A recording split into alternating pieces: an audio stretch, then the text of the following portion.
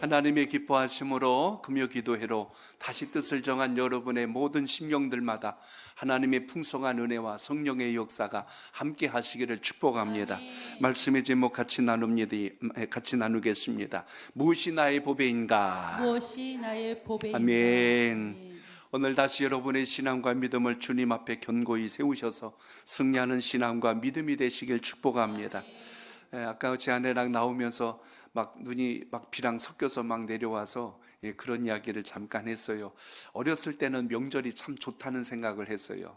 그리고 또 하나는 눈이 오면 그렇게 좋을 수가 없어요. 꼭 강아지랑 애들은 눈이 오면 그렇게 좋아하더라고. 그래서 나이가 들고 지금에 보니까 명절 좋다는 말 별로 못 들어봤어요. 주변 분들 잘 보내셨습니까? 그러면 아우 힘들었어요. 다 그냥 이래요. 그럼 뭐가 다른가 가만히 생각해 봤어요. 근데 가만히 생각해 보니까 이유를 알았어요. 그건 뭐냐면 나이가 들고 어른이 되면 책임질 게 많아요. 부담이 있는 거예요. 눈만 오더라도 이거 참 미끄러지면 어떻게 하나, 또 어르신들 또 교회 오실 때 넘어지면 어떡하시나 하고, 이런 것들이 교회 눈은 잘 치워졌나 막 이런 생각들이 막 마음속에 들어옵니다. 또 명절이 되면 누가 나 세뱃돈 안 주나 이게 아니잖아요. 누구를 더 줘야 되고 누굴 덜 줘야 되나 이제 생각도 해야 되고, 또 무엇을 또 이번에는 준비를 해야 될까 생각할 게 참 많잖아요. 그러니까 이런 것들이 이제 하나씩 둘씩 이제 생각이 들어오다 보니까 이게 이제 부담으로 안겨올 수도 있다는 것입니다. 오늘 신앙하면서 여러분, 우리에게 뭐가 있어요? 직분과 사명이란 게 있습니다. 처음 은혜 받았을 땐 할렐루야 하고 내 문제가 해결된 기쁨과 감격 속에 있는데, 은혜를 받고 나니까 주님, 제가 주님을 위해서 어떻게 해야 될까요? 하는 우리의 기도도 이렇게 바뀌어 나갑니다. 그러니까 사명 있는 기도가 훨씬 더 어떻게 보면 인생의 무게감이 있고, 또 그만큼 하나님 하늘나라에 상급이 있다는 것을 오늘 기억하시고 기도하는 시간 되시길 바랍니다. 명절 끝자락이라고 명절 후유증 때문에 집에서 넘어져 있고 자빠져 있는 분도 있지만, 여러분들은 주의 전에 오셔서 이렇게 기도하고 간구하며 영적 무장을 다시 하니 하나님 뜻 안에서 오늘 결단한 모든 소망이 선한 응답이 되시기를 축복합니다. 똑같은 시간에 명절을 보냈는데 오늘 새벽에 제가 물었거든요. 이번 명절이 지루했어요? 재밌었어요? 라고 물었더니 이제 두 가지 반응이 나타나요. 한 분들은 그래요. 힘들었어요. 좀 불편했어요 하는 분이 계세요.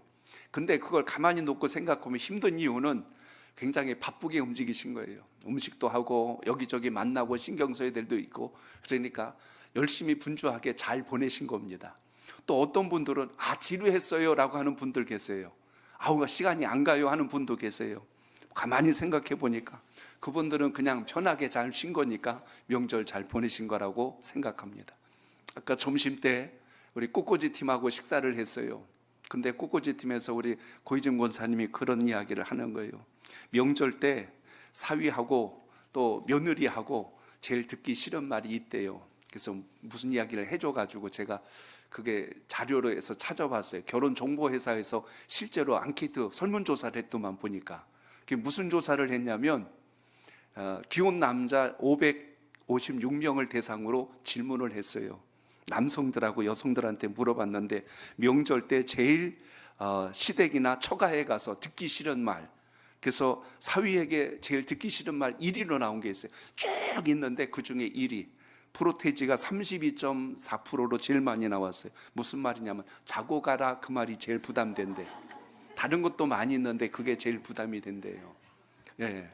두 번째, 그럼 며느리들이 제일 싫어하는 말이 뭔가, 그래서 자고 가라 그랬더니 고혜정 권사님 아니래요. 그래서 나중에 자료를 찾아보니까 31.3% 저녁 먹고 가 그거래요. 그럼 그게 또 이제 부담이 된다고 합니다. 시대가 달라지고 좀 바뀌었다는 이야기겠죠. 오늘 여러분, 이왕 주님 전에 오셨으면 오늘 명절이 어찌됐건 간에 지나갔고 또 한 해가 또 한 번 시작하니까 오늘 기도하고 결단할 때 주님을 뜨겁고 깊이 만나서 하나님의 영광이 살아있기를 축복합니다. 나이가 들수록 점점 시간이 없다는 말들을 많이 하게 됩니다. 참 빨리 간다 이런 이야기를 해요. 집에 명절에서 쉬다가 잠깐 어느 프로를 좀 봤습니다. 그 방송인 중에 박근영 씨하고 손숙 씨가 나와서 이렇게 이야기하는 걸 좀 들었어요. 근데 박근영 씨가 올해 나이가 85세가 좀 넘으셨나? 그 정도 될 것 같아요. 40년생이면, 아니 40년생이라는 것 같은데 하여튼 그 정도 되죠. 88세? 그 정도 됐을 겁니다. 근데 그 이야기를 하는 거예요. 그동안 많은 연예 활동을 하고 연극도 하고 영화도 촬영하면서 그동안 쌓아놨던 자료들이 얼마나 많았겠어요. 근데 이번에 다 정리했대요. 그 정리란 말이 뭐냐면 태워버리고 잘라버리고 다 없애버렸다는 거죠. 아니 그 아까운 자료들을 왜 버리셨나요? 그랬더니 자식들에게 부담이 된대요. 남겨놓으면 어떻게 하질 못하니까 내가 다 처리했다고 그렇게 이야기하는 걸 들었습니다. 굉장히 아까운 자료들이래요. 근데 과감하게 다 버렸대요. 다 버렸답니다. 그랬더니 옆에 앉아 계신 그 손숙 씨란 분도 그런 이야기를 해요. 저도 이미 다 정리했어요. 그래요.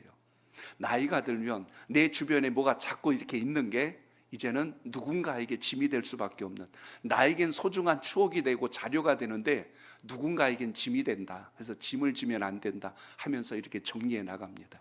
오늘 여러분 금요기도를 통해서 지난해 묵고왔던 아직도 여러분 속에 해결되지 않은 문제들을 끌어안고 올해를 시작하면 내 인생은 왜 그럴까라고 힘겹게 갈 수 있어요. 근데 여러분 기도하는 시간을 통하여 여러분의 발목을 잡고 마음을 무겁게 하는 모든 것들이 오늘 주님 말씀 안에서 새롭게 정리가 되고 끊어지는 역사가 있기를 축복합니다.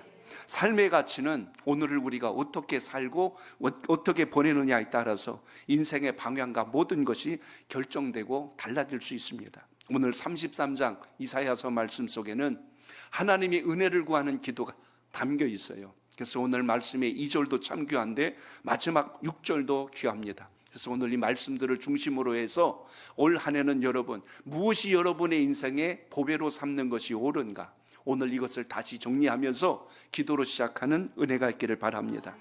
모든 사람이 자기 원하는 방향으로만 갈 수 있으면 좋을 것 같아요. 근데 인생은 다 그렇게 맞아떨어지지 않을 때가 훨씬 더 많습니다. 등산하는 사람이 올라갈 때보다 때로는 내려갈 때가 더 조심해야 된다는 말들을 합니다. 인생도 우리가 달려온 길보다 앞으로 달려갈 길을 더 주님 앞에 집중하지 않으면 헛디뎌서 실족하여 엄한 곳으로 빠져나갈 수도 있기 때문에 말씀과 기도로 여러분을 더 잘 무장하셔서 하나님 뜻 앞에 세워지기를 바랍니다. 그래서 인생도 살아온 날도 중요하지만 앞으로 여러분이 살아갈 날들도 너무너무 소중하다는 것입니다. 올라가고 싶은데 내려가야 할 때가 있어요. 성공하고 싶은데 원치 않는 실패가 내 발목을 잡을 때도 있습니다. 행복하고 싶은데 불행한 일이 내 앞에 갑자기 닥쳐올 때도 있고요. 포기하고 싶은데 포기하지 말고 끝까지 견뎌내야 할 때도 있는 겁니다. 모든 선택의 기준이 내 안에 있는 것 같지만 하나님은 성공도 실패도 불행도 그 속에서도 우리의 인생이 잘못된 것이 아니라 더 좋은 것을 붙기 위하여 우리를 이끌어가고 계신다는 사실을 항상 기억하시길 바랍니다. 자녀를 양육하고 키우면서 때로는 아이들이 때로는 실수하거나 실패할 때가 있습니다. 그럼 너는 그 모양이냐라고 책망하기 전에 그걸 통해서라도 하나님은 또 새로운 것을 발견하도록 지혜와 길을 여신다는 걸 우리는 항상 기억해야 될 줄로 믿습니다. 그래서 자녀가 원하는 학교로 가면 또 얼마나 좋겠어요. 근데 때로는 원치 않는 길로 갈 수도 있다는 겁니다. 그렇기 때문에 우리의 길이 꼭 여러분이 생각하고 계획한 대로만 가는 게 아니라 하나님은 우리의 생각과 경험을 뛰어넘어서 더 아름답고 선한 길로 이끄신다는 걸 잊지 않길 바랍니다. 저도 목회자가 되기 전엔 꿈이 있었어요. 훌륭한 건축가가 돼서 건물을 멋지고 아름답게 짓고 예배당도 멋지게 설계하고 짓는 것이 꿈이었어요. 그런데 하나님께서 강권적으로 목회자의 길로 쓰임받도록 이끄셔서 지금 이곳까지 왔고 오늘 여러분과 함께 이 말씀을 나누면서도 하나님 오늘 주님 말씀 속에서 은혜 입은 자가 어떻게 사는 것이 복일까요? 오늘 그걸 묵상하며 오늘 이것을 여러분과 나누려고 합니다.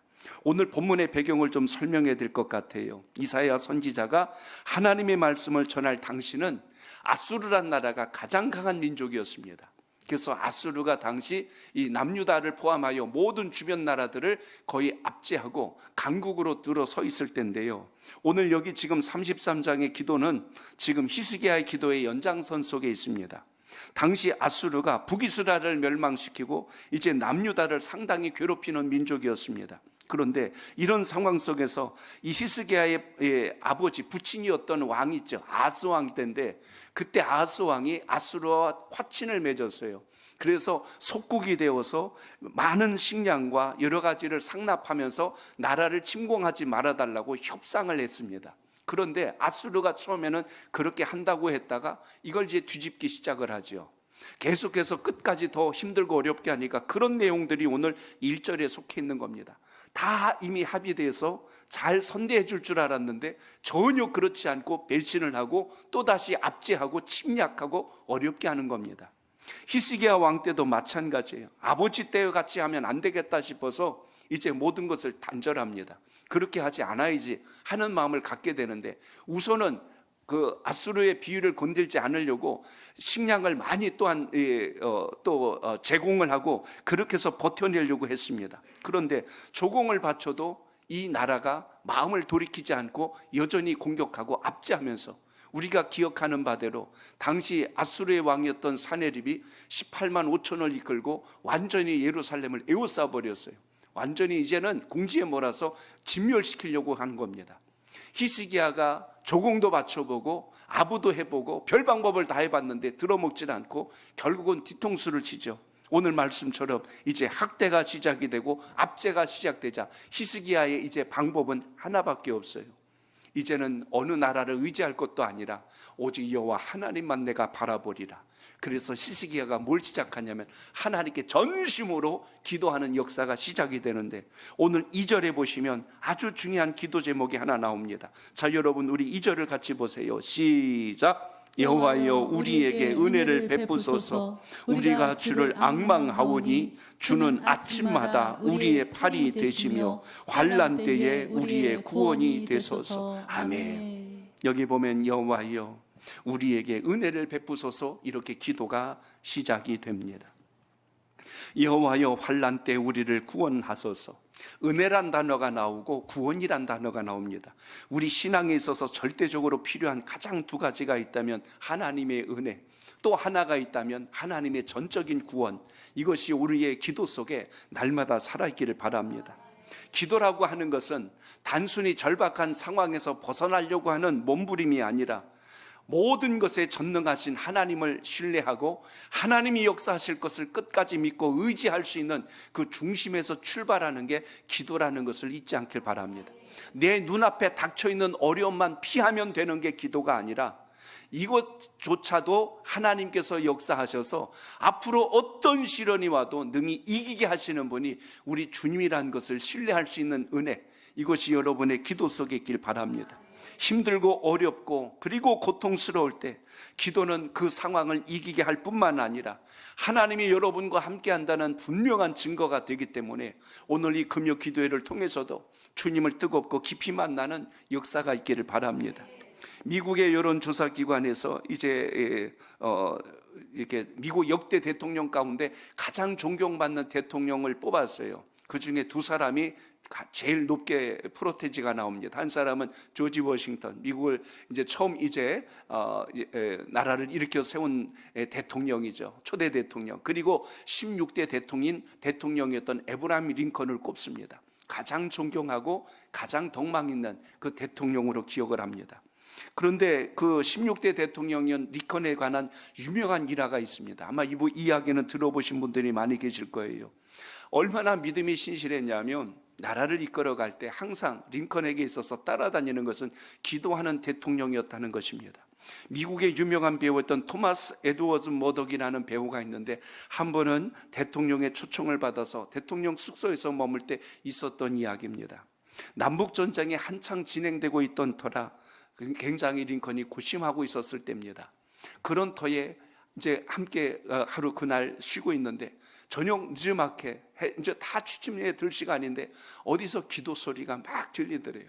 근데 그 기도 소리가 얼마나 간절하게 하든지 그래서 잠에서 일어나서 그 기도 소리가 나는 곳으로 가봤대요. 근데 그곳에 누가 있었냐면 링컨 대통령이 있었습니다. 그가 엎드려 기도를 했대요. 그때 그 기도 내용 중에 이런 기도가 있었습니다. 하나님, 이 나라가 바른 길로 갈 수 있도록 지켜주시옵소서.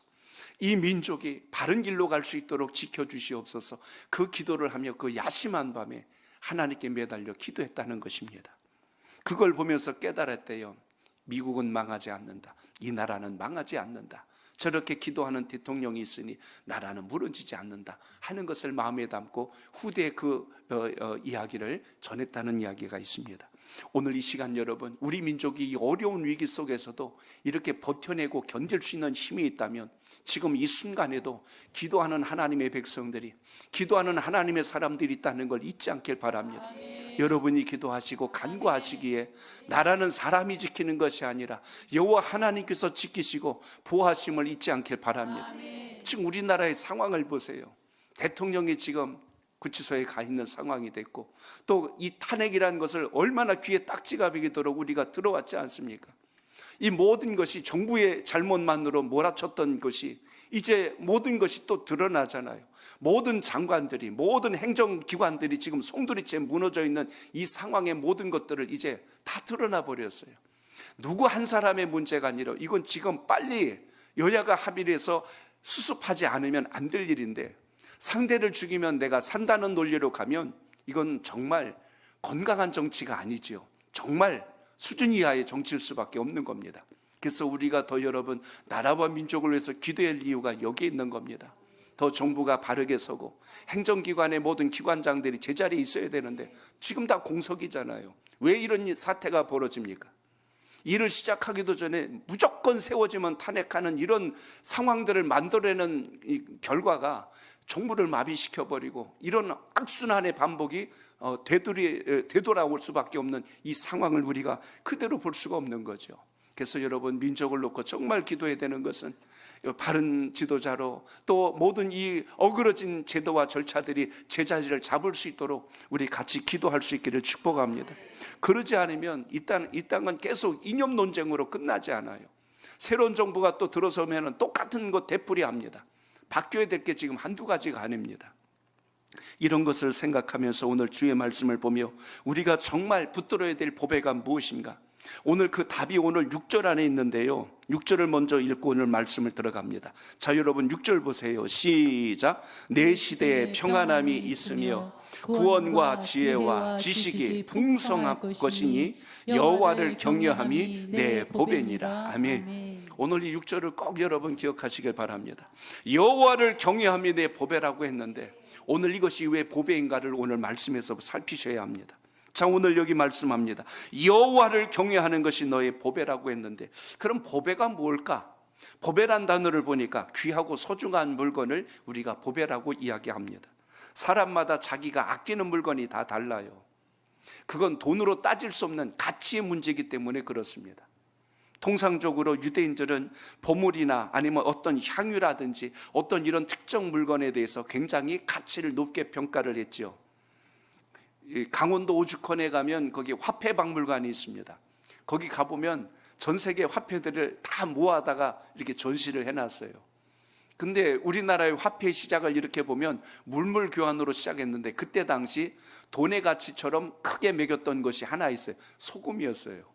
근데 이게 우리나라만이 아니라 전 세계적으로 소금이 한때는 화폐를 대신할 때가 있었습니다. 그리고 쭉 하다가 이제 나중에는 이제 지금 오늘날 우리가 쓰는 이 종이화폐로 바뀌어졌는데, 참 저는 그 신사임당 집안은 대단해요. 어머니와 아들이 지폐 안에 다 이렇게 얼굴이 들어가 있는 걸 보니까 참 귀하다라는 생각도 갔는데, 그 시작에, 화폐의 시작에 대한 소개를 보면서 소금이 시작이 된 걸 봤어요. 근데 이건 동서양을 막론하고 어느 나라나 이 소금의 가치가 굉장히 중요했던 시절이 있었습니다. 로마 시대 때는요, 관리나 공무원들에게, 군인들에게도 급료를 소금으로 줬어요. 그만큼 소금이 굉장히 귀했던 때도 있습니다. 지금이야 그냥 소금 그러면 돈하고 어떻게 비교가 되겠어요. 근데 가만히 놓고 보면 우리가 살아가면서 가치를 어디다 부여했느냐에 따라서 그게 달라졌다는 이야기입니다. 중요한 사실이에요. 여러분의 인생의 가치를 어디다 두고 있느냐, 이걸 생각하시기 바랍니다. 우리가 이 시간에 나와 왜 기도를 해야 되고, 왜 우리에게 있어서 십자가가 그렇게 중요하고, 왜 우리에게 있어서 하나님의 성호가 그렇게 중요할까? 오늘 말씀 속에 보면 여호와란 이름 자체보다 더 중요한 것, 여호와를 경외함이 그것이 우리의 보배라고 한 것처럼 하나님의 이름만이 아니라 그 이름의 가치를 알고 경외할 줄 아는 신앙과 믿음이 여러분 속에 있기를 바랍니다. 왜 그것이 보배인가를 오늘 6절에서 말씀합니다. 가장 먼저 이야기한 것이 너의 시대에 평안함이 있으며 라고 이렇게 기록합니다. 자, 저를 따라합니다. 평안을 주시기 때문입니다. 평안을 주시기 때문에 여기 말씀에 보면 이 평안이란 단어가 나와요. 평안이란 단어는 히브리어에 보면 샬롬이란 단어고요, 신약에 보면 헬라어에서는 에이레네란 단어를 씁니다. 이 단어의 의미는 말 그대로 근심, 걱정, 염려가 없는 상태, 그게 오늘 샬롬이에요. 우리 삶 속에 근심, 걱정, 염려가 없으려면 두려움도 사라져야 되고 내 앞에 놓여있는 장애물도 치워져야 되고 우리의 가는 모든 길 속에 어떤 막는 것도 있어서는 안 될 때 비로소 우리에게 이 샬롬의 복이 옵니다. 인생을 살다 보면 여러분 앞에 걸림돌이 없었어요? 힘겨운 일이 없었습니까? 늘 있어요. 그런데 중요한 것은 그러한 상황 속에서도 하나님이 여러분을 지키시고 보호하실 뿐만 아니라 책임져 주시는 분이라는 걸 기억하시고 그 믿음이 여러분 속에 있기를 바랍니다. 그렇기 때문에 진정한 평안은 무엇이 있어야 되는 거예요? 하나님과 함께 할 때 진정한 평안이 시작됨을 잊지 않길 바랍니다. 이스라엘은 지금도 평화를 그리워해요. 하나님이 복 주신 나라라고 하는데 지금도 여전히 이스라엘 땅을 보세요. 아직도 지금 전쟁이 끝나지 않는 나라가 이스라엘입니다. 여군 전 국민의 군인 여군도 다 존재할 정도로 이 지금 나라가 아직도 늘 전쟁에 대한 대비와 싸움에 대한 대비를 하고 살아가는 이 민족의 모습을 우리가 볼 수가 있습니다. 민족의 아픔이 샬롬에 대한 그림으로 살아있는 것처럼 우리나라도 많은 인사가 있지만 그냥 안녕하세요 하잖아요. 안녕이란 뜻이 뭐예요? 밤새 별일 없으셨습니까? 우리나라도 난리가 얼마나 많았어요. 과거로부터 보면 제일 큰 임진왜란 포함하여 일제강점기도 6.25도 힘겨운 시간을 하도 보내다 보니까 밤새 암 짓고 살아나서 얼굴 대면하는 게 진짜 복 중의 복이었어요. 하고 밤새 별일 없으셨어요. 이렇게 우리가 인사를 합니다. 그만큼 여러분 마음에 근심이 없어야 되고 또한 염려가 없어야 되고 불안이 없을 때 우리의 평안이 존재하게 되는데 오늘 여기 말씀 속에 보면 그걸 지켜내기 위해서 우리가 어디로 숨어버리는 것이 아니라 제일 중요한 것 하나님과 함께하고 동행하는 믿음이 여러분 삶 속에 있기를 바랍니다. 그렇기 때문에 주님과 함께하지 않는 한 우리 마음은 늘 안정을 취할 수가 없어요. 마음이 불안하면요 일도 집중이 안 되고 늘 우리의 삶 속에 불안감이 우리의 삶 전체를 늘 균형감을 깨트리는 걸 볼 수가 있습니다. 외부적으로만 환란이 아니라 여러분 마음속에 근심이 있으면 불안이 있으면 일상생활에 상당한 진통을 겪게 됩니다. 성자로 불리었던 프란시스의 이야기를 하나 좀 드릴까 합니다. 순례길을 가다 너무 지치고 피곤해 있어서 목이 마른 터에 우물가에 앉았대요. 근데 마침 한 여인이 물동이를 들고 와서 물을 길러 가는데 그 물 위에다가 나뭇가지를 이렇게 얹으면서 가는 걸 봤어요. 이렇게 물었대요. 아니 물에다가 그 나뭇가지를 왜 얹었습니까? 하고 물었더니 그 여인이 이야기합니다. 예, 그래야 물이 출렁거리지 않고 물이 흘러넘치지 않아요 하고 가는데 거기에서 하나님의 지혜를 얻었다는 거예요. 아 그렇구나 하고 무릎을 쳤답니다. 그렇구나, 저 물이 흔들리지 않게 하려고 거기에 나뭇가지를 올려놓으니까 물이 그래도 흔들리지 않고 넘치지 않았구나. 그리고 이걸 뭐로 봤냐면 자기의 마음으로 봤다는 거예요. 프란시스가 무슨 생각을 했다고 그랬어요? 지치고 피곤하니까 만사가 귀찮은 거예요. 그러니까 마음이 평안하지 않고 짜증이 일어나고 분노가 막 일어나고 있으니까 이 외부의 흔들림이 아니라 본인 내부의 흔들림에 대한 것을 거기에서 답을 찾는 거예요. 아 그렇구나, 내 마음이 이렇게 혼란하고 어지럽고 불안한 것은 내 마음속에 지금 무언가 중심을 잡지 못하게 하는 게 있구나. 프란시스는 이렇게 기도를 했답니다. 오 주님, 내 마음에 나무 십자가를 띄워 주옵소서. 그렇지 않으면 내 마음의 풍랑이 잠잠해질 수 없나이다 하고 이렇게 기도를 하면서 마음의 평안을 구했다는 고백을 합니다. 평안이 이렇게 중요한 겁니다. 올 한 해를 살아갈 때 어떤 일을 만나는 게 두려운 게 아니고 여러분 마음속에 평안이 깨지지 않도록 하나님 앞에 지혜를 구하는 은혜가 있길 바랍니다. 여호와를 경외하는 것이 보배라면 그 보배를 지켜낼 수 있는 시작이 뭐로부터 나왔어요? 내 시대에 평안함이 있으며 지금 세상 돌아가는 게 시끄럽고 어지럽고 혼란스러울지라도 여러분의 마음속에 주님의 평안이 살아있으면 어떤 최악의 상황에서도 우리를 건지시는 주님의 역사가 함께함을 잊지 않길 바랍니다. 요한복음 14장 27절을 보세요. 이렇게 말씀합니다. 시작. 평안을 너희에게 끼치노니 곧 나의 평안을 너희에게 주노라. 내가 너희에게 주는 것은 세상이 주는 것과 같이 아니하니라. 너희는 마음에 근심하지도 말고 두려워하지도 말라. 아멘. 여기 보니까 평안을 너에게 끼치노라. 평안은 내 안에서 나오는 것이 아니라 주님으로부터 공급된다는 걸 잊지 않길 바랍니다. 복음성가 중에 평안을 너에게 주노라라는 곡 있죠. 우리 요 가사가 그대로 복음성가로 우리에게 전달됐습니다. 우리 한번 같이 1절만 찬양해 봅니다. 평안을 너에게 주노라 생각하며 찬양합니다. 평안을 너에게 주노라. 세상이 줄 수 없는 세상이 알 수도 없는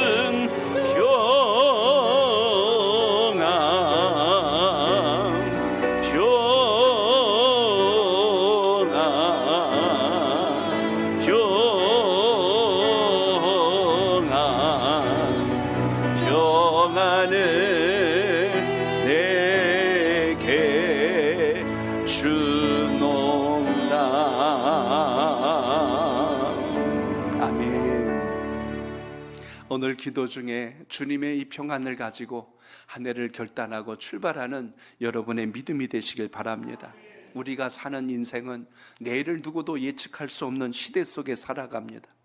어제 잘 나가던 사람이 오늘 파산할 수도 있는 것이고, 어제 건강했던 사람이 오늘 갑자기 사고나 질병으로 세상을 떠날 수도 있는 겁니다. 자녀들이 밖에서 별일 없을까 늘 노심초사 마음속에 근심할 정도로 세상 돌아가는 게 늘 우리의 마음속에는 불안한 일들 투성입니다. 지난 연말부터 계속해서 비행기 사고가 한 달 넘짓 안에 전 세계적으로 많이 일어나고 있어요. 이런 걸 보면 누가 편하게 비행기를 타고 어딜 나간다는 소리를 하겠습니까? 그런데 오늘 이런 모든 혼란과 어려움 속에 올 때 사람들의 마음이 자꾸 이제 이기적으로 돌아갑니다. 나만 생각하는 자기중심적인 사고로 자꾸 바뀌어가는 이런 사회 속에 우리가 살아갑니다. 내가 살기 위해서 다른 사람이 죽는 것에 대해서 그렇게 우리의 마음속에 민감하게 생각하지 못할 만큼 점점 더 각박해져가는 이런 사회적 시스템 속에 우리가 살아가고 있다는 것입니다. 그러므로 세상에 우리의 문명의 이기가 좋아진다고 해서 평안이 오는 게 아니고, 우리의 평생에 잊지 말아야 될 가장 귀중한 것이 있다면 예수 그리스도 주님으로 인한 십자가의 은혜, 구원에 감격하는 믿음이 여러분 삶 속에 있기를 축복합니다. 그래서 오늘 하나님을 경외하는 것이 보배라고 했는데, 첫째가 평안이라면 둘째는 뭐라고 그랬어요? 구원과라고 오늘 말씀한 것을 보게 됩니다. 저를 따라합니다. 구원이 있기 때문입니다. 구원이란 말의 원뜻은요, 건져내다란 뜻을 가지고 있어요. 죄에서 건져내고, 죽음에서 우리를 건져내고, 불행과 슬픔, 절망에서 우리를 건져내고, 질병과 고통에서 건져냈을 때 이걸 우리는 구원이란 단어를 사용합니다. 예수님께서 하신 말씀 중에 이런 말씀하죠. 내가 세상에 온 것은 잃어버린 자를 찾아 구원하려 왔노라 라고 주님 말씀하십니다. 누구를 찾는다고요? 잃어버린 자를, 길을 잃어버리고 인생의 방향을 잃어버린 자들을 찾아서 구원하시기 위하여 오셨다. 그러니까 구원은 우리 스스로 할 수 있는 일이 아니라 주님의 전적인 은혜라는 것을 오늘 기억하시길 바랍니다. 성경 말씀 전체를 통틀어 봐도 하나님의 섭리 안에서 최악의 상황에서 건진받은 역사의 이야기들이 성경 곳곳에 드러난 것을 봅니다. 이스라엘 백성들을 보세요. 흩어져 살면서 수많은 고난의 역사를 구약에 기록해 놓은 것을 보게 됩니다. 어디에 가서 무엇을 먹고 어떻게 살아야 할지 사실 인생의 방향을 잡을 수 없을 만큼 어려운 상황에 놓였을지라도 하나님은 그들을 건져내시고 하나님의 자녀로 천국 백성으로 삼으셔서 거룩한 민족으로 세워주신 것을 우리가 보게 됩니다. 이런 역사들이 성경 곳곳에 나와 있거든요. 출애굽기를 보시면 여러분 모세 이야기를 한번 생각해 보시기 바랍니다. 애굽에 요게벳이라고 하는 여인이 있었어요. 히브리 민족이 남자아이를 낳으면 당시 바로 왕이 이스라엘 민족, 히브리 민족의 숫자가 늘어난다고 해서 남자아이들을 모두 죽여버렸습니다. 모두 나일강에 던지라고 그랬어요. 근데 요게벳이 그를 죽이지 않고 3개월이 넘도록 몰래 키우다가 울음소리가 자꾸 커짐으로 인하여서 결국 그를 어디다 버려야 됩니까? 나일 하수에, 나일강에다 버려야 될 때가 와서, 그래서 나일강에서 자라고 있는 그 갈대를 가져다가 그걸로 상자를 만들고 그 안에다 역청을 발랐어요. 그 역청이 여러분 우리 옛날에 그 타마구란 거 아세요? 석유에서 나오는 까만 진액 같은 거, 그걸 갖다가 그 안에다 방수액처럼 바르고 거기에다 보자기를 깔고 모세를 눕히고 물에다 띄웠습니다. 그게 내려가다가 어디에서 만납니까? 바로의 딸에게 그것이 발견이 돼서 그를 건져다가 양자로 삼아서 키우는 역사가 성경에 기록되어 있습니다. 자식의 미래와 장래를 전혀 알 수 없는 그 시대에도 하나님은 그를 통해서 민족을 건질 만한, 모세란 이름 뜻 자체부터가 물에서 건진 자란 뜻을 가지고 있는데요, 오늘 이렇게 민족을 구원할 자로 하나님이 쓰신 것을 보면 우리의 인생과 삶의 방향이 우리의 선택과 계획보다는 하나님의 뜻 안에서 움직이고 있다는 것을 오늘도 잊지 않길 바랍니다. 내가 100번 걱정하고 근심하는 것보다 하나님의 손에 붙들림 받는 것이 왜 큰가를 오늘도 기도할 수 있기를 바랍니다. 기도 따로 삶 따로 되지 말고 오늘 주님께 온전히 의탁하는 믿음의 기도가 있기를 바랍니다. 하나님의 백성들을 놓고 생각해 보세요. 430년 동안 종살이 한다는 건 민족의 희망이 이미 끊어진 겁니다. 우리는 종으로 살다가 종으로 죽을 민족이다. 400년이 넘었다는 건 몇 대에 걸쳐서 지금 모든 그 히브리 민족들이, 하나님의 택하심을 받은 민족들이 인생의 꿈이 완전히 좌절된 상황을 우리가 볼 수가 있습니다. 그런데 하나님께서 누구를 통해서요? 모세를 통하여 이 모두를 끌어내고 하나님께서 정한 땅으로 옮기시는 과정을 보면 하나님의 백성들의 탁월함이 아니라 전적인 하나님의 역사요, 은혜였다는 것을 여러분 잊지 않길 바랍니다. 홍해를 건넌 사건도 마찬가지 아니겠어요? 사람의 눈으로 보면 물에 빠져 죽을 길인데 하나님은 거기서 길을 내시고 그들을 건져가게 하신 것, 애굽에서 나온 것도 구원이요, 홍해를 건너가게 하신 것도 구원입니다.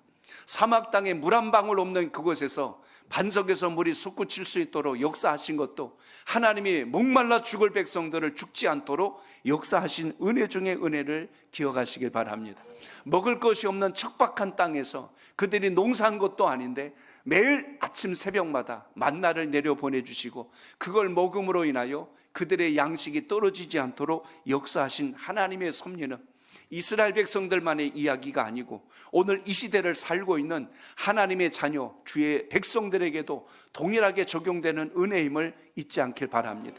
믿음 안에 거하고 말씀 안에 거하고 하나님을 온전히 붙든 인생은 주님께서 끝까지 책임져 주신다는 사실을 잊지 말고 그 믿음이 여러분 속에 있기를 바랍니다. 그래서 오늘 강조한 것이 뭡니까? 너의 시대에 평안함이 있으며 그리고 구원이 함께할 것이라는 선언은 시대가 아무리 흉흉하고 어려울지라도 하나님께서 지키시고 보호하시는 민족은 반드시 크고 존귀하게 쓰임받는다는 걸 잊지 마시고 그 믿음이 여러분 속에 있기를 바랍니다. 여기에 또 한 가지 말씀한 게 뭐냐면 지혜와 지식이라고 기록되어 있습니다. 저를 따라합니다. 지혜와 지식을 주시기 때문입니다. 지혜와 지식을 주시기 때문입니다. 여기 하나님의 백성들이 이 세상을 하나님을 경외하며 그 뜻을 따라 살아갈 수 있도록 하나님께서 우리에게 공급해 주시는 게 있는데 하나님의 지혜와 하나님 주신 지식이 여러분 삶 속에 함께 하시길 바랍니다. 지혜란 단어를 떠올리면 우리는 두말할 것 없이 구약에 있는 솔로몬을 떠올릴 수 있습니다. 우리는 그가 하나님으로부터 지혜를 얻은 것을 우리는 열왕기서를 통해서 너무나 잘 알고 있습니다. 하나님을 경외하고 하나님을 특심 있게 섬기는 자에게 하나님이 뭘 주신 거예요? 하나님이 부여해 주시는 놀라운 지혜가 함께 있다는 것입니다. 사람이요, 생각이 무엇을 붙드느냐에 따라 행동도 달라지고 마음 자세도 그래서 달라지는 거예요. 솔로몬이 하나님이 주신 지혜를 가지고 나라를 이끌고 모든 것을 통찰하는 능력을 갖게 되니까 그의 마음속에 뭐가 함께합니까? 주님의 평안이 떠나지 않는 것을 우리가 보게 되죠. 이 시간도 기도할 때 인생의 참된 가치를 주님께 둘 수 있는 믿음의 증거가 여러분 삶 속에 있기를 바랍니다. 정신과 의사의 어떤 말로 모간이 쓴 글을 봤습니다. 그에게 그가 호주에서 한 원주민 부족을 이렇게 사는 모습을 봤답니다. 그런데 한 처녀가 풀밭에 가서 노란 꽃을 따다가 여러 개를 엮어가지고 그것을 이렇게 목에다 걸었어요. 목걸이처럼 쫙 걸고 가니까 사람들이 그걸 보고 너무 예쁘다고 칭찬을 한 거예요. 그랬더니 이 자매가 너무나 기분이 좋아서 춤을 추고 막 그냥 너무 좋아하는 거예요. 그냥 들에 나가서 예쁜 노란 꽃을 따다가 싹 연결해가지고 목걸이 하나 했는데도 사람들이 그렇게 예쁘다고 하니까 좋아서 춤을 추는 거예요. 근데 이 말로 모간이란 이 의사, 이분이 이제 이 정신과 의사인데 이 상담자가 왔어요. 너무나 정신적 스트레스로 인하여 우울증에 빠진 사람이에요. 이렇게 봤는데 사실은 굉장히 잘 사는 사람이에요. 차도 좋은 차 타고 다니고 뭐 남부럽지 않게 사는 사람인데 고민이 돼서 왔어요. 무엇이 고민입니까? 하고 이렇게 물었더니 이야기하는 거예요. 보험회사에서 자기가 목에 걸고 다니는 다이아 목걸이가 있는데 이게 지금 워낙 고가이다 보니까 보험료를 올렸대요. 800달러를 더 올렸다는 거예요. 우리 돈으로 하면 지금 현재 돈하면 약 한 110만 원이 넘는 금액을 더 올린 겁니다. 계속 내야 될 돈이 그런 거예요. 그러니까 이게 스트레스가 된 거예요. 사실 부족한 사람 아니에요. 없는 사람 아니에요. 누릴 게 충분한데도 그걸 목에 걸고 다니면서 도대체 얼마짜리를 걸고 다녔길래 보험료가 100만 원이 넘는지 모르겠어요. 여러분 그런 경험 있으세요? 혹시 비싼 시계를 차거나 뭐 수억 달러짜리 목걸이나 혹시 귀걸이 하고 싶은 분 계세요? 그럼 걸어갈 때 어떨까 저는 좀 궁금해요. 어떻게 걸어갈까 되게 걱정이 돼요. 아마 목 이러고 다닐지 모르겠어요. 근데 이 여인도 마찬가지. 이 여성도 지금 우울증에 빠진 거예요. 왜냐하면 자기가 착용하고 있는 것에 대한 그 가치를 자꾸 이 보험회사에서 위험 부담이 크다고 올리니까 그래서 상담을 어떻게 해주냐면 그럼 이렇게 하십시오. 그걸 보관함이 있는 은행에 맡기고 모조품을 차라리 걸고 다니라고, 그럼 훨씬 더 편할 거라고 이렇게 상담을 해줬다는 이야기를 그 글에서 합니다. 그리고 글의 마지막 부분은 그래요. 누구는 노란 꽃 하나로 목걸이만 했는데도 그렇게 행복하게 사는데, 누구는 수억짜리 부르는 게 값인 것을 목에다 두르는데도 우울증에 빠져서 스트레스로 살아가는 사람이 있다. 가치가 훨씬 더 큰데 몸은 고통스러워. 어떤 사람은 그냥 말라 없어질 꽃인데 그것 때문에 너무 행복하게 사는 거예요. 중요한 것은 우리가 누리고 있는 것에 대한 가치를 어디다 두고 있느냐가 이렇게 다르다는 것입니다. 오늘 여러분 이 금요기도를 통하여 여러분의 인생과 신앙의 가치를 하나님 앞에 두시고 이것이 여러분에게 있어서 왜 보배가 되는지 오늘 그 능력이 여러분 삶 속에 있기를 축복합니다. 아나니아와 삽비라를 보세요. 자기의 재산의 절반이 넘는 것을 하나님께 드리고도 그들은 죽임을 당했습니다. 비극적인 최후를 맞았어요.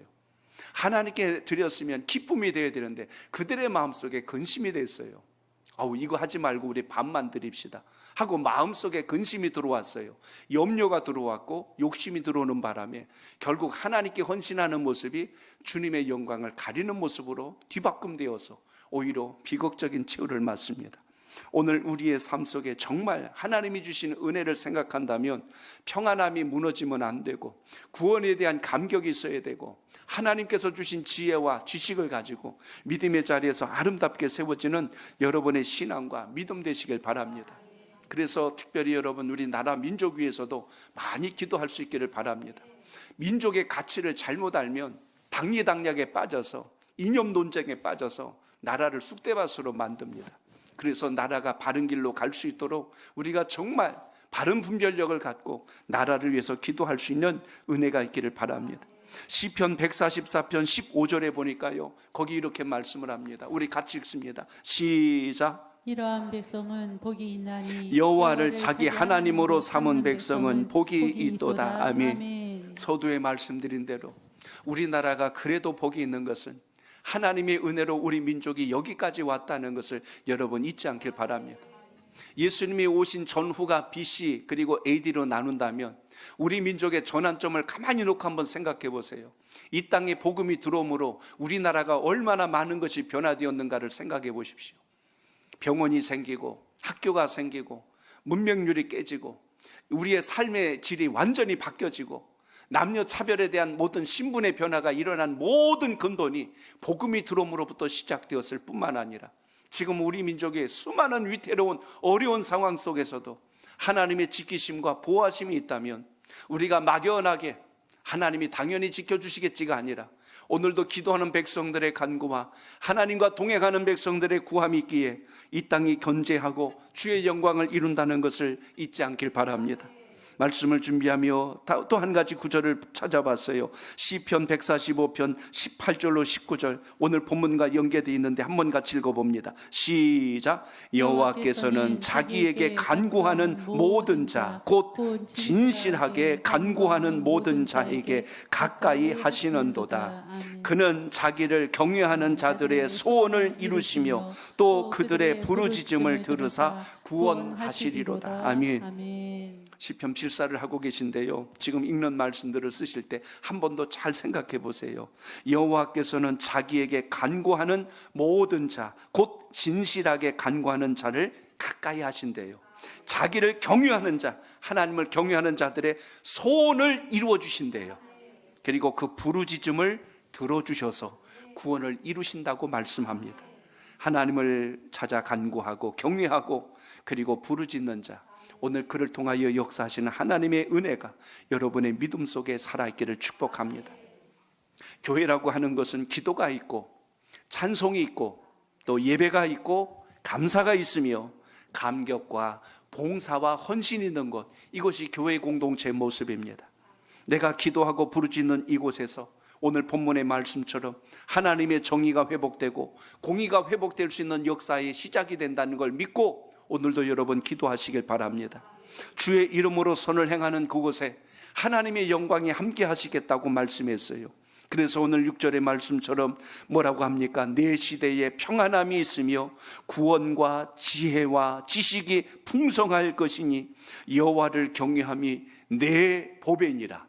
여호와를 경외하는 것이 여러분의 진정한 보배가 되어서 인생의 최고의 가치를 주님께 두시고 승리하는 삶이 꼭 되시기를 바랍니다.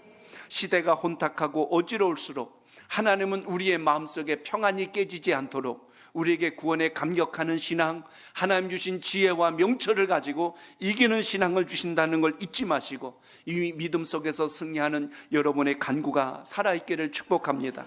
끝으로 우리 한 절만 더 같이 보면서 말씀을 맺고자 합니다. 시편 112편 1절로 6절인데요, 오늘 본문의 말씀을 또 한번 이렇게 설명했습니다. 자, 같이 읽어봅니다. 시작. 할렐루야. 여호와를 경외하며 그의 계명을 크게 즐거워하는 자는 복이 있도다. 그의 후손이 땅에서 강성하며 정직한 자들의 후손에게 복이 있으리로다.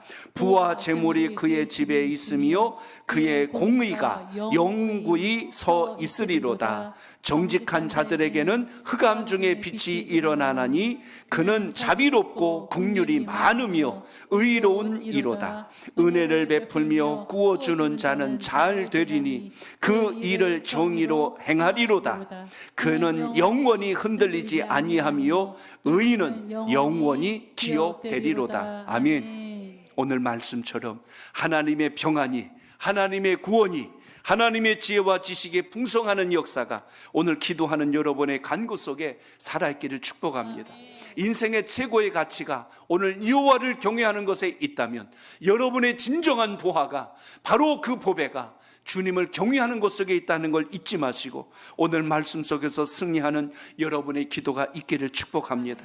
우리가 어둠 속에 있을지라도 뒤로 물러나지 않을 수 있는 것은 여호와를 경외하는 것이 여러분의 인생의 최고의 가치가 되기 때문입니다.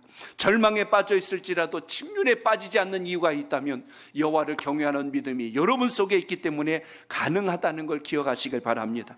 항상 하나님의 빛을 보고 살아가는 사람, 하나님의 공의를 붙들려고 하는 사람, 그 인생이 복 있다고 말씀한 걸 생각하시고 오늘 이 말씀 다시 한번 마음속에 새기셔서 새로운 각오와 결단으로 여러분의 인생의 가치는 오직 여호와를 경외하는 것으로부터 출발하여 주님의 평안이, 구원의 감격이, 하나님께서 공급하시는 지혜와 지식이 살아 역사하는 믿음의 축복의 주인공 되시기를 주의 이름으로 축복합니다.